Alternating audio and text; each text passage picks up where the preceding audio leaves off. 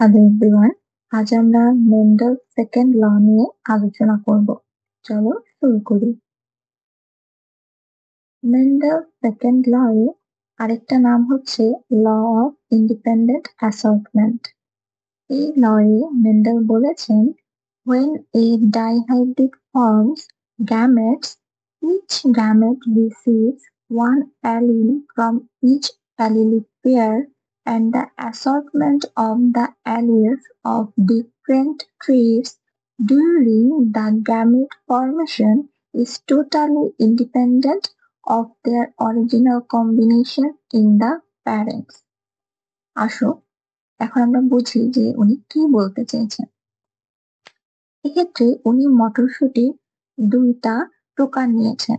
একটা হচ্ছে yellow round seeded plant, যার জিনোটাইপ হচ্ছে ইয়েলো কালারের জন্য ক্যাপিটাল ওয়াই, আর রাউন্ড শেপের জন্য ক্যাপিটাল আর। আরেকটা নিয়েছেন গ্রিন ব্রিঙ্কেলড সিডেড প্ল্যান্ট। এক্ষেত্রে গ্রিন কালারের জন্য হচ্ছে স্মল ওয়াই, আর রিঙ্কেল শেপের জন্য স্মল আর। এখন উনি এই দুটো পিওর ফর্মকে ক্রস করিয়েছে। ক্রস করার পরে সেখানে আমরা F1 জেনারেশনে যাদের পাবো তারা হচ্ছে হাইব্রিড, রাইট? এখন উনি যে কথাটা বলছে যে ডাইহাইব্রিড ফর্মস গ্যামেটস, আর each gamete receives one allele from each allelic pair. এখন এরা যখন অ্যালিল গ্যামেট ফর্ম করবে তখন ওদের গ্যামেটে এই যে এরা কারা, এরা হচ্ছে আইডেন্টিক্যাল অ্যালিল, রাইট? তাহলে এখানে আছে কয়টা? দুইটা। আর এখানে আছে কয়টা? দুইটা। তো যখন গ্যামেট ফর্ম করবে তখন এই দুইটা অ্যালিলের মধ্যে যে কোনো একটা আসবে, আবার এই দুইটা অ্যালিলের মধ্যে যে কোনো একটা আসবে। তাহলে একটা গ্যামেটের কথা যদি আমরা চিন্তা করি, এক্ষেত্রে আসবে ক্যাপিটাল ওয়াই আর ক্যাপিটাল আর, আর এক্ষেত্রেও আসবে স্মল ওয়াই স্মল আর। তার মানে কি, তারা হচ্ছে one allele from each allelic pair গ্যামেটে আসবে। এরপর যেটা হবে যে the assortment of the alleles of different traits during the gamete formation is totally independent of their original combination in the parents. আর এই যে গ্যামেট ফরমেশনটা, এটা হবে টোটালি স্বাধীন বা ইন্ডিপেন্ডেন্ট কাদের থেকে? তাদের প্যারেন্টসদের থেকে। আসো এবার আমরা বিস্তারিত জানি। ফার্স্টে এরা প্যারেন্টের ক্ষেত্রে pure yellow round seeded plant নিয়েছে এবং গ্রিন রিঙ্কেল সিডেড প্ল্যান্ট নিয়েছে। এই যে গ্যামেট ফরমেশনের কথা আমি আগেই বলেছিলাম, এখান থেকে একটা ক্যাপিটাল আর আসবে, ক্যাপিটাল ওয়াই আসবে। এখানে তৈরি করলো ক্যাপিটাল আর ক্যাপিটাল ওয়াই এই একটা gamete, capital R capital Y এই আরেকটা গ্যামেট। এখন এই মেল থেকে গ্যামেট তৈরি হলো স্মল আর স্মল ওয়াই, এই হচ্ছে চারটা গ্যামেট। এখন যদি এদের মধ্যে ক্রস করানো হয় তাহলে ফিমেল প্ল্যান্ট থেকে গ্যামেট কার সাথে ফিউজ করবে? মেল গ্যামেটের সাথে। তাহলে এই capital R capital Y fuse হলো কার সাথে? Small r small y. তাহলে যে অফস্প্রিং আসলো সে হচ্ছে capital R capital Y small y. আর F1 জেনারেশনে সবার জিনোটাইপই same, capital R small capital Y small y. আর ফিনোটাইপে এদের দেখা গেল এরা সবাই ইয়েলো রাউন্ড।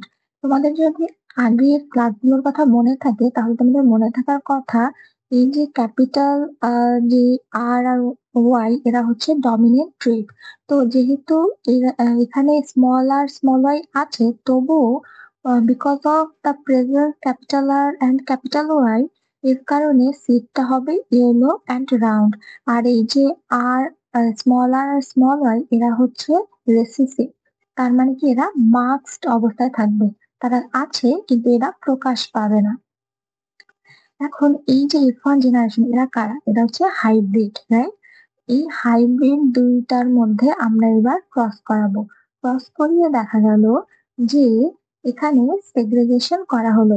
যে এই ক্যাপিটাল আর প্রত্যেকটা অ্যালিলকে অ্যাকচুয়ালি সেগ্রিগেট করা হলো। সেখানে হচ্ছে ক্যাপিটাল আর একটা, স্মল আর, ক্যাপিটাল ওয়াই, স্মল ওয়াই, আর এই পাশেও সেম। এখন এদের মধ্যে যখন গ্যামেট ফর্ম হবে, আমরা জানি কি প্রতিটা গ্যামেটে কি আসবে? প্রতিটা গ্যামেটে আসবে ওয়ান অ্যালিল ফ্রম অ্যালিলিক পেয়ার। তাহলে এই অ্যালিলিক পেয়ার থেকে একটা করে গ্যামেট আসবে, ক্যাপিটাল আর আসলো, ক্যাপিটাল ওয়াই আসলো, এই একটা গ্যামেট। ক্যাপিটাল আর আসলো, স্মল ওয়াই আসলো, এই একটা গ্যামেট।